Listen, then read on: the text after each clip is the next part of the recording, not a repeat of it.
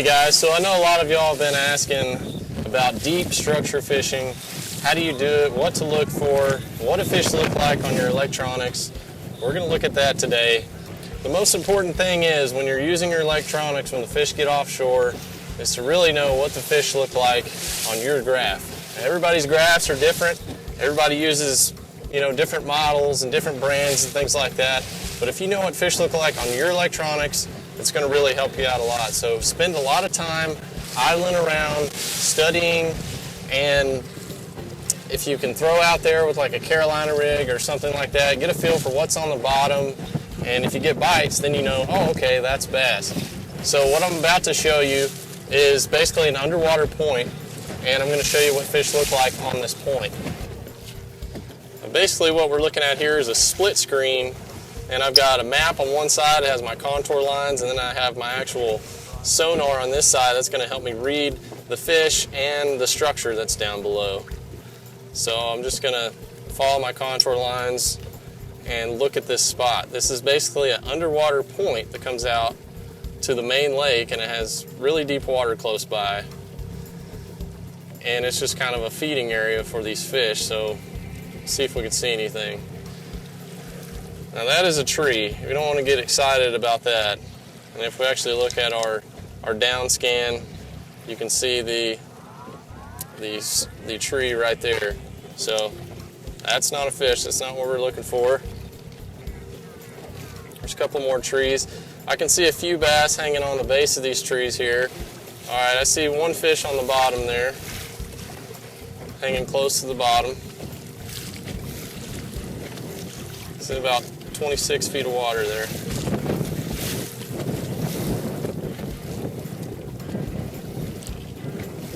So this is really what you want to look for right here. This is a stack of fish that are sitting in about 26 feet of water, and they're very grouped up, very stacked. You can see the individual arcs in there. There's a few on the end. And if we actually look at our down sonar, the actual image, you can see the fish sitting grouped up together. So one of the most important tools you can use when you're offshore structure fishing is the marker buoy. You want to make sure you've got a marker buoy ready to go. So what I'm going to do, I'm going to idle back around, I'm going to mark the fish, I'm going to cast out there, see if we can catch them.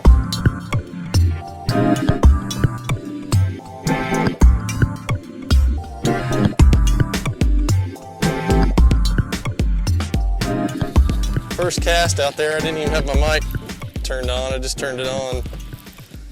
But first cast, dragging the Carolina rig, I just hooked one. It's not a very big one, but it's one of those fish we saw down there. Oh, he slung my bait. Oh well, we'll get another one. Okay, there we go. Let's see if we can get another one. What I had to do is I had to get on the motor, and I had to refine the fish. They kind of moved away. My GoPro died, and I had to tie up that Carolina rig, so I kind of missed the beat a little bit on getting out there and casting those fish really quick, and they moved on me a little bit. So I moved out, I found them again, and this is my first cast after I threw out my buoy, so let's see if we can get one here. There's one right there. Oh, I missed him. No dice. I think I missed my mark right there. Oh, I did get a bite. Yeah, it bit me right in half. Right behind the hook. Got a missed fish. Fish bit my lure in half. I deserve one right here.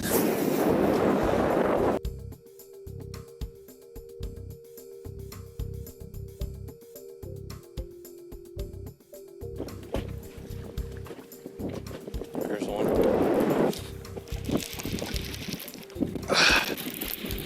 Came at me.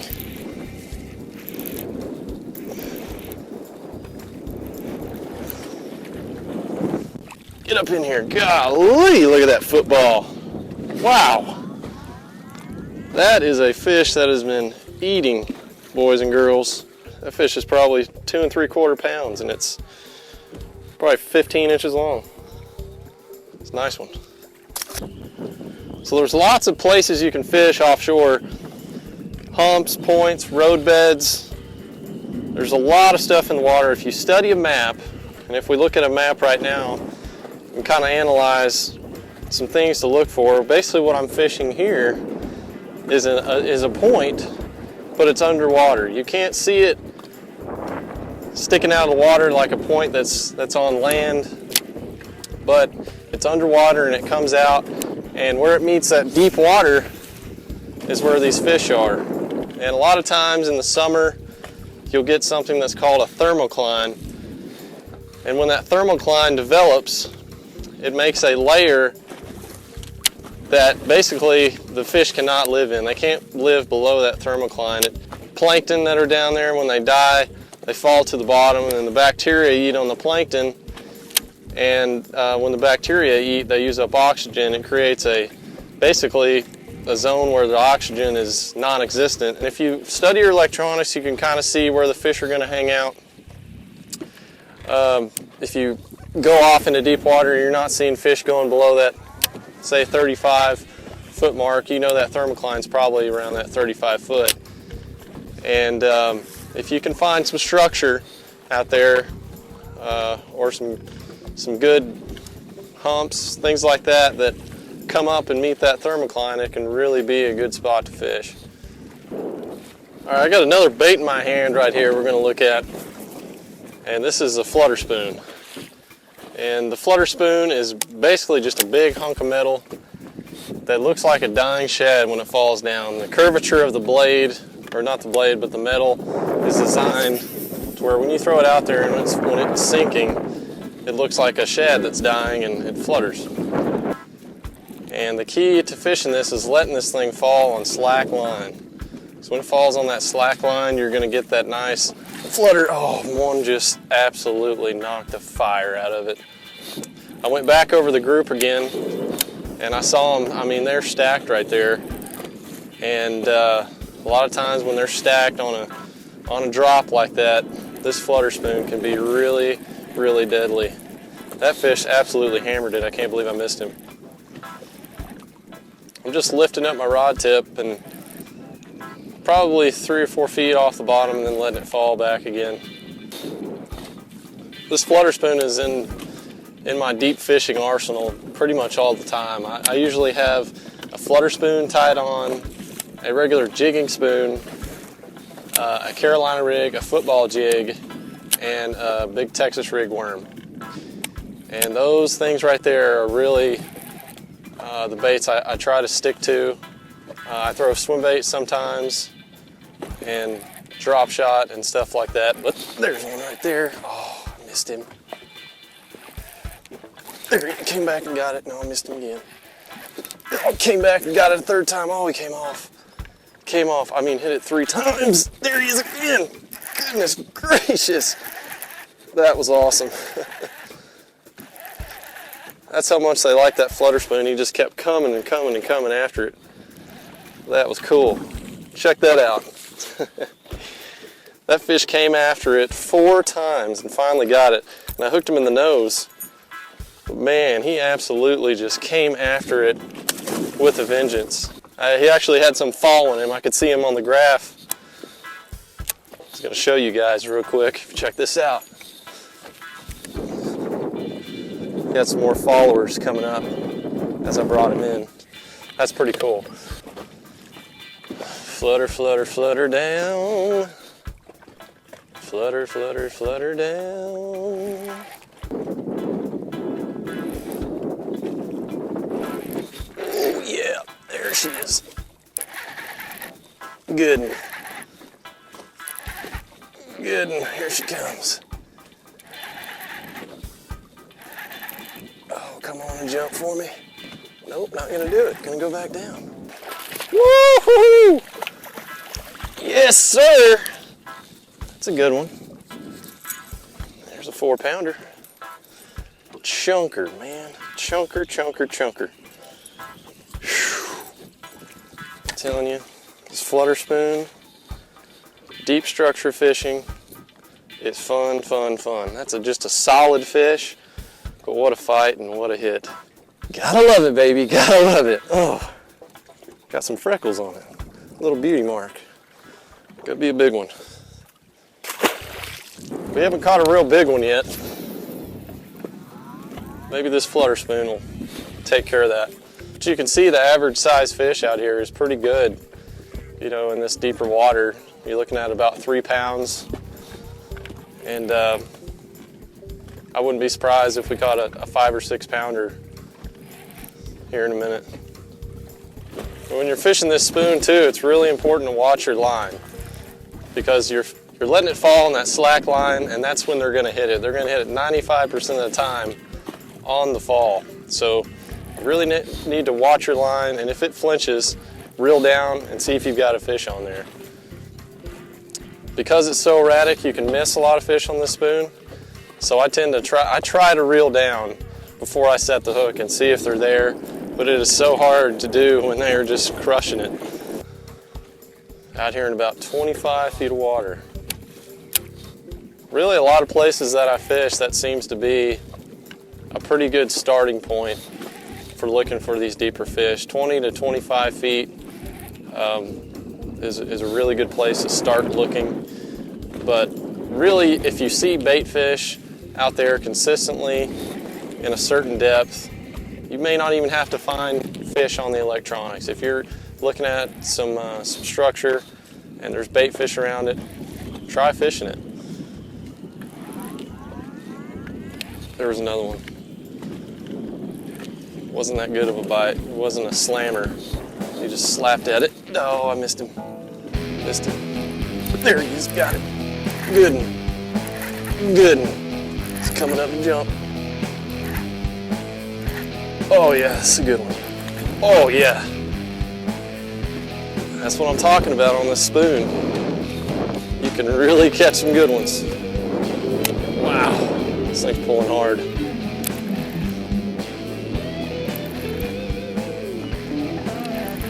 This is so fun to do. It's just a really great bite. Oh yeah, this is a good one. This is a good one. Don't throw it, don't throw it.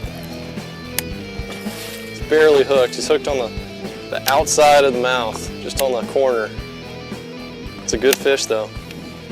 It's a real good fish. Oh, come here. All right, yeah. There we go. There's that 6 pounder we were looking for. Just got him right in the corner of the mouth there. Look at that. Phew. Man. You want to talk about fun, fun, fun. Catching them on this flutter spoon is awesome. And the scary thing is, there's more down there.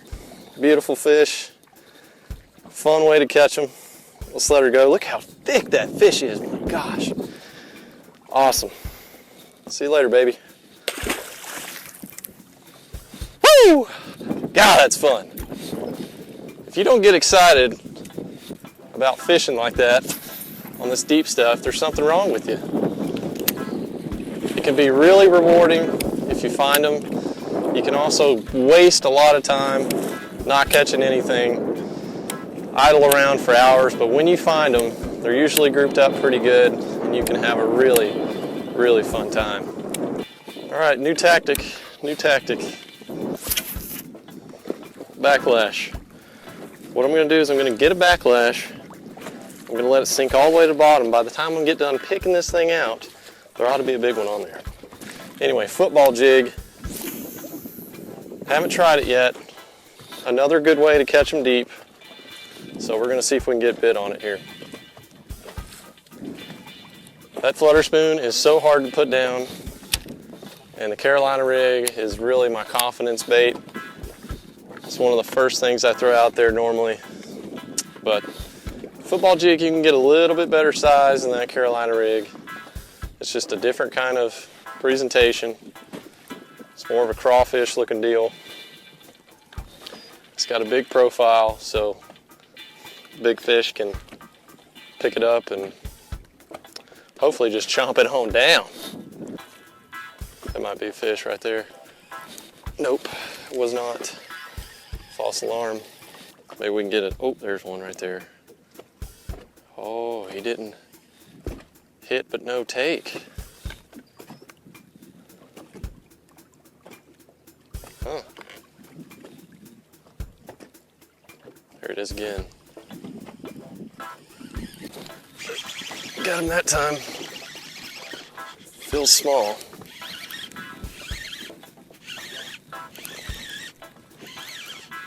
Oh, not a bad one, not a bad one. Another one on a different bait. It's a different bait.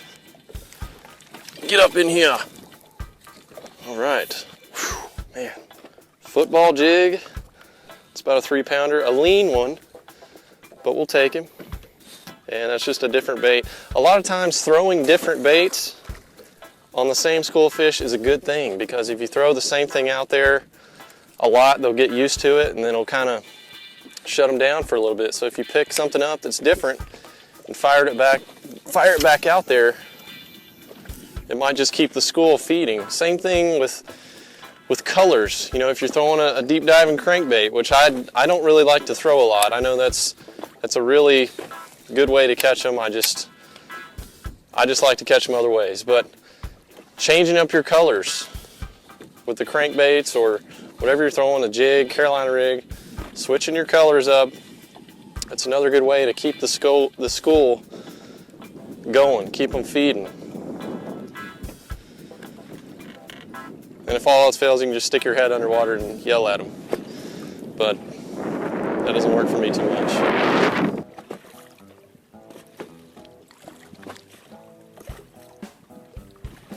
There he is. He went and did it. He went and hit that jig. Oh, that's a head shaker. Oh, it's just a... Wow. There's nothing like this deep structure fishing. Just smacking them on one spot. Bam! He's got a little growth situation happening on him, but you know, they can't all be pretty. He's got some kind of virus going on, but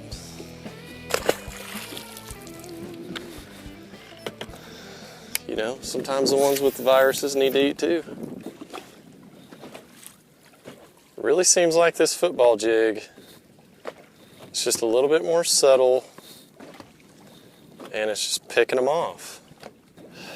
Get down there and crawl me one up there, jig. Don't make me break the spoon out on you, 'cause I'll do it. There's a tree. Didn't want to be in the tree. Want the tree pounder. There it goes. Just have to give it the old smack down. Oh, boy, he took off with it.